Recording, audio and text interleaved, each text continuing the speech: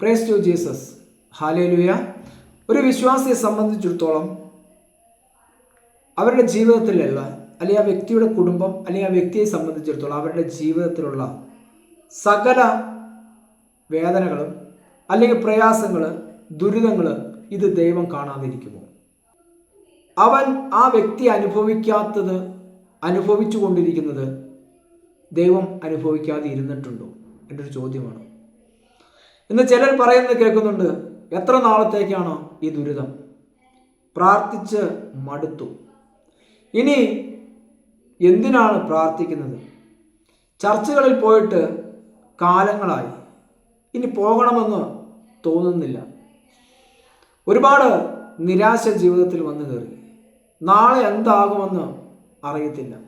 അങ്ങനെ ഒരുപാട് സ്വയം ശപിക്കുന്ന, സ്വയം കുത്തി മുറിവേൽപ്പിക്കുന്ന അനേകർ അല്ലെങ്കിൽ ഇന്ന് നമ്മുടെ ഇടയിലുണ്ട്. അവരെല്ലാം പറയുന്നത് ദൈവം ഇല്ല, ഇവിടെ ഞങ്ങൾക്കൊരു വിധി വച്ചിട്ടുണ്ട്, ആ വിധി എന്താണോ അത് അതുപോലെ വരത്തുള്ളൂ. അപ്പം അതുവരെയും ദൈവത്തിന് കഴിയുമെങ്കിൽ ഞങ്ങളെ രക്ഷിക്കട്ടെ, അല്ലെങ്കിൽ വിധി പോലെ വരട്ടെ.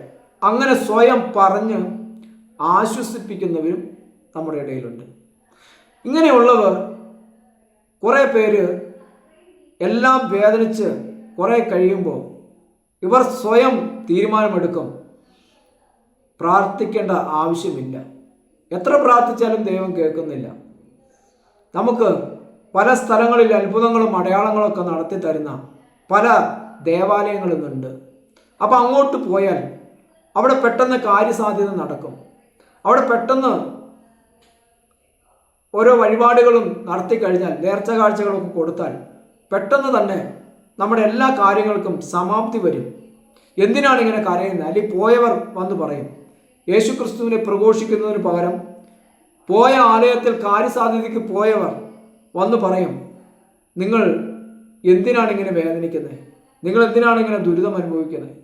അപ്പോൾ നിങ്ങൾ വന്നുകൂടെ, വന്നാൽ ഈ പ്രശ്നങ്ങളൊക്കെ ഒന്ന് തീരുമല്ലോ എന്ന് പറയുകയും ആ പ്രലോഭനത്തിൽ ഇതുവരെ പ്രാർത്ഥിച്ച ദൈവത്തെ വിട്ട് അവർ ഓടുകയും ചെയ്യും. അങ്ങനെ ചെയ്യുന്ന ഒരുപാട് പേരുണ്ട്.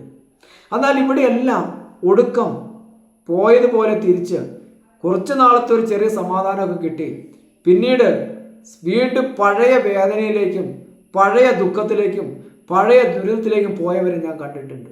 സ്തോത്രം. Hallelujah, hallelujah. എന്നാൽ യഥാർത്ഥമായ ഒരു സമാധാനം ആര് കൊടുക്കും?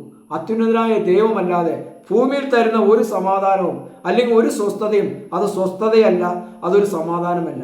അത്യുന്നതനായ ദൈവം ദാനമായ കൃപയാൽ തരുന്നതിനെയാണ് സമാധാനം എന്ന് പറയുന്നത്. അവരുടെ ലൈഫിൽ കാറ്റടിക്കാം, അവരുടെ ലൈഫിൽ മഴ പെയ്യാം, അവരുടെ ലൈഫിൽ പ്രശ്നങ്ങളുണ്ടാക്കാം. ഇതിനെയെല്ലാം നേരിടുവാനൊരു ബലം, ഒരു കൃപ ദൈവം അവർക്ക് കൊടുക്കും. ഇത് പിടിച്ചു നിൽക്കുന്നവന് വ്യക്തികൾക്ക് മാത്രമേ ഒരുപക്ഷെ അത് നേടിയെടുക്കാൻ പറ്റത്തുള്ളൂ. ചൂടടിക്കുമ്പോഴും കാറ്റടിക്കുമ്പോഴും തളർന്നു പോകുന്ന ഒരു അവസ്ഥയാണെങ്കിൽ, എന്ന് വെച്ചാൽ നമ്മൾ ചോദിച്ചത് ചോദിക്കുന്ന സമയത്ത് ദുരിതങ്ങൾ വരുമ്പോൾ തരാതിരിക്കുന്ന അവസ്ഥയാണെങ്കിൽ, നമ്മുടെ വിശ്വാസം താഴെ പോകുന്നുവെങ്കിൽ നമ്മൾ നമ്മളിലേക്ക് ചോദിക്കുക, യഥാർത്ഥമായി ഞാൻ ക്രിസ്തു ഒരു വിശ്വാസിയാണോ? ഞാൻ യഥാർത്ഥമായ ഒരു വിശ്വാസത്തിൽ നിലനിൽക്കുന്ന വ്യക്തിയാണോ എന്നാണ് നമ്മൾ ചിന്തിക്കേണ്ടത്. യഥാർത്ഥമായി യേശു ക്രിസ്തുവിന് വലിയ അത്ഭുതങ്ങൾ നടത്താൻ കഴിയത്തില്ല ഇന്നും, അല്ലെങ്കിൽ അടയാളങ്ങൾ നടത്താൻ കഴിയത്തില്ല. അതാണ് നമ്മൾ ചിന്തിക്കേണ്ടിയിരിക്കുന്നത്. അപ്പോൾ എന്തുകൊണ്ടാണ് പ്രാർത്ഥന കേൾക്കാത്തത്? ഇന്നും ദൈവത്തിന് നമ്മുടെ മേൽ, നമ്മുടെ പ്രശ്നങ്ങളുടെ മേൽ ഒരു സമാപ്തി വരുത്തുവാൻ അല്ലെങ്കിൽ ഒരു പൂർത്തീകരണം വരുത്തുവാൻ, അതിനെ തീർത്തു തരുവാൻ കഴിവില്ലാത്തവനാണോ നമ്മുടെ ദൈവം? സ്തോത്രം. Hallelujah, hallelujah. നമ്മൾ ചിന്തിക്കേണ്ടതാണ്. എന്നാൽ അത്യുന്നതനായ ദൈവം നടത്തിയതിനേക്കാൾ എന്തെങ്കിലും അതിനേക്കാൾ വലിയ അത്ഭുത പ്രവൃത്തി നടത്തിയവർ ഇന്നുണ്ടോ? യഥാർത്ഥത്തിൽ ബൈബിൾ നമുക്ക് പഠിക്കുമ്പോൾ വിശുദ്ധ മത്തായിയുടെ സുവിശേഷം അതിൻ്റെ 27-ാമത്തെ അധ്യായം 45 മുതൽ വായിക്കുമ്പോൾ, 6 മണി നേരം മുതൽ 9 മണി നേരം വരെ ദേശത്ത് എല്ലാം ഇരുട്ടുണ്ടായി. ഏകദേശം 9 മണി നേരത്ത് യേശു ഏലി ഏലി ലമ ശബ്ദാനി എന്ന് ഉറക്കെ നിലവിളിച്ചു. എൻ്റെ ദൈവമേ നീ എന്നെ കൈവിട്ടത് എന്ത് എന്നർത്ഥം അവിടെ നിന്നിരുന്നവരിൽ ചിലർ അത് കേട്ടിട്ട് അവൻ ഏലിയാവെ വിളിക്കുന്നു എന്ന് പറഞ്ഞു. ഉടനെ അവരിൽ ഒരുത്തൻ ഓടി വരൂ, ഒരു സ്പോങ് എടുത്ത് പുളിച്ച വീഞ്ഞ് നിറച്ച് ഓടത്തണ്ടിന്മേലാക്കി അവന് കുടിപ്പാൻ കൊടുത്തു. ശേഷമുള്ളവർ നിൽക്ക്, ഏലിയാവ് അവനെ രക്ഷിപ്പാൻ വരുമോ എന്ന് നോക്കാമെന്ന് പറഞ്ഞു. യേശു പിന്നെയും ഉറക്കം നിലവിളിച്ചു പ്രാണനെ വിട്ടു. അപ്പോൾ മന്ദിരത്തിലെ തിരശ്ശീല മേൽത്തൊട്ട് അടിയോളം ചീന്തിപ്പോയി. സകല മനുഷ്യനും ഇനി ഒരു മധ്യസ്ഥന്റെ ആവശ്യമില്ല. സ്തോത്രം, ഹല്ലേലൂയ. അതുവരേക്കും ഒരു പുരോഹിതൻ ദേവാലയത്തിന്റെ അകത്ത് കയറിയും തനിക്ക് വേണ്ടിയും മറ്റുള്ളവർക്ക് വേണ്ടിയും പ്രാർത്ഥിക്കുകയും ചെയ്തപ്പോൾ യേശു ക്രിസ്തു സകല മനുഷ്യനെയും സ്വതന്ത്രനാക്കി. ഇനി പ്രാർത്ഥിക്കേണ്ടതും ഇനി ഒരു മധ്യസ്ഥന്റെ ആവശ്യമില്ല എന്നുള്ളതും ഇതാ വ്യക്തമായി പറയുന്നു. ദേവാലയത്തിൽ അടിശില മോൾ മുതൽ അടിവരെയും രണ്ടായി ഇസ്രായേൽ ദേവാലയത്തിൽ ആ തിരശീല ഇതാ ചീന്തിക്കളഞ്ഞു. ആമേൻ, ഹല്ലേലൂയ, ഹല്ലേലൂയ. ഇനി പ്രാർത്ഥന കേൾക്കാൻ എന്താണ് തടസ്സം? ഇനി ദൈവവുമായി നേരിട്ട് ഡയറക്റ്റായിട്ട് അത്യുന്നതനായ ദൈവത്തോട് സംസാരിക്കാൻ എന്താണ് തടസ്സം? ആദാമിന്റെ ഹവ്വായുടെ അടുത്ത് വൈകുന്നേരമാകുമ്പോൾ വെയിലാറുമ്പോൾ പറയുന്നു കർത്താവ് ഇറങ്ങി വരും. അവർ തമ്മിൽ ഒരുപാട് കാര്യങ്ങൾ സംസാരിച്ചു. ഇന്ന് നമുക്ക് എത്ര പേർക്ക് ഈ ദൈവവുമായി നേരിട്ട് സംസാരിക്കാൻ കഴിയുന്നുണ്ട്?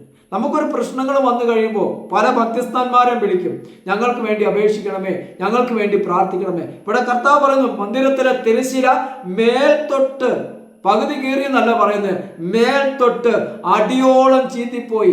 ഇനി സംസാരിക്കേണ്ടതും എൻ്റെ സ്വരം കേൾക്കേണ്ടതിനും ഞാൻ നിങ്ങളോട് സംസാരിക്കേണ്ടതിനും സ്തോത്രം, നിങ്ങളുടെ ഹൃദയത്തെ തുറന്നു തരുവാൻ പ്രാപ്തനായ അത്യുന്നതനായ ദൈവം സകല ജനത്തിൻ്റെയും പ്രാർത്ഥന കേൾപ്പാനും അവൻ്റെ കഷ്ടത കാണുവാനും അവൻ്റെ വേദനകളെ മനസ്സിലാക്കുവാനും അതിന് തീരുമാനം കൊടുക്കുവാനും പ്രാപ്തനായ ദൈവമാണ്.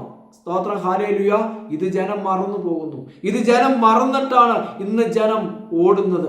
അത്ഭുതങ്ങൾക്കും അടയാളങ്ങൾക്കും ഇതിനേക്കാൾ വലിയൊരു അത്ഭുതം നടത്തുവാൻ വേണ്ടി, ഇതിനേക്കാൾ വലിയൊരു അടയാളങ്ങളെ നടത്തുവാൻ വേണ്ടി. രണ്ടാമത് പറയുന്നു തിരശ്ശീല മേൽത്തൊട്ട് അടിയോളം രണ്ടായി ചീന്തിപ്പോയി, ഭൂമി കുലുങ്ങി, പാറകൾ പിളർന്നു. ആ സമയത്ത് ക്രൂശിന്മേൽ കിടക്കുമ്പോൾ ദൈവം തന്റെ പ്രാണനെ ഏൽപ്പിച്ചു കൊടുക്കുന്ന സമയത്ത് ഭൂമി അതിശക്തമായി കുലുങ്ങുന്നു.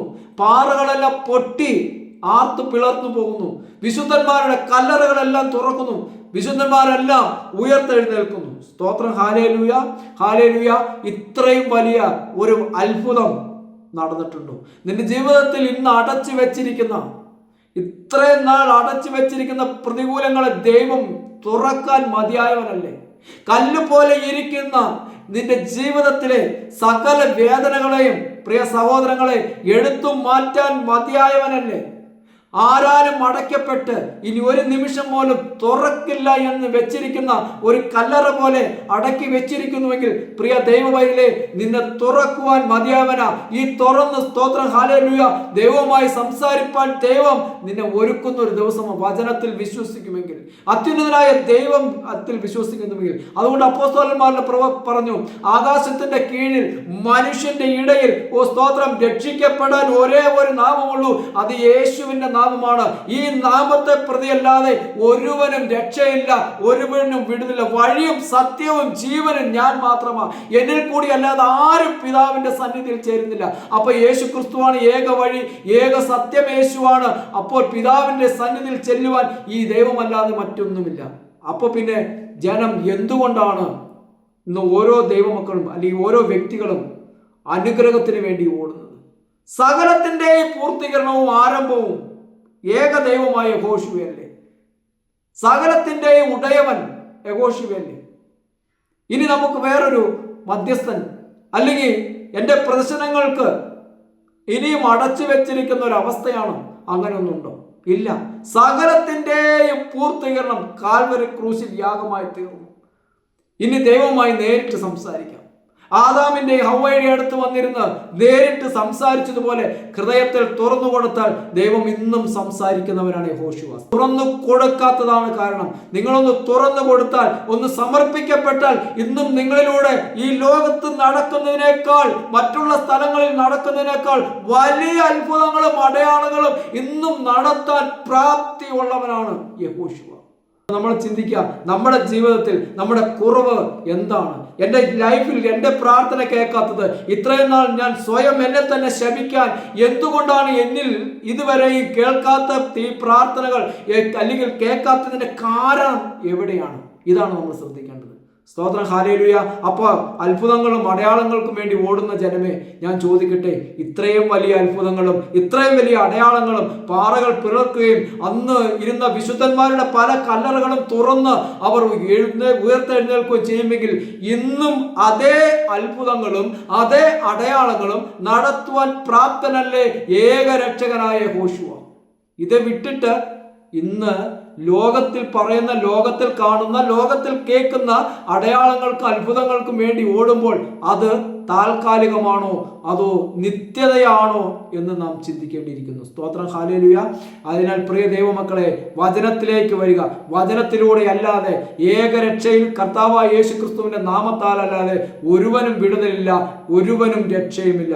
അതിനാൽ പ്രിയ ദൈവമക്കളെ, അത്യുന്നതനായ ദൈവത്തിന്റെ വചനത്തോട് ചേർന്ന് നിൽക്കുമ്പോൾ നിങ്ങൾക്ക് ദൈവം വിടുതൽ തരും, നിങ്ങൾക്ക് രക്ഷ നൽകും. ഈ ക്ലാസ് കേട്ട എല്ലാവരെയും നിങ്ങളുടെ പ്രതികൂല സാഹചര്യത്തിൽ നിന്നും ദൈവം അനുകൂലമായി മാറ്റട്ടെ എന്ന് ഞാൻ പ്രാർത്ഥിക്കുന്നു. എല്ലാവരെയും ദൈവം സമർത്ഥമായി അനുഗ്രഹിക്കട്ടെ. God bless you. ആമേൻ.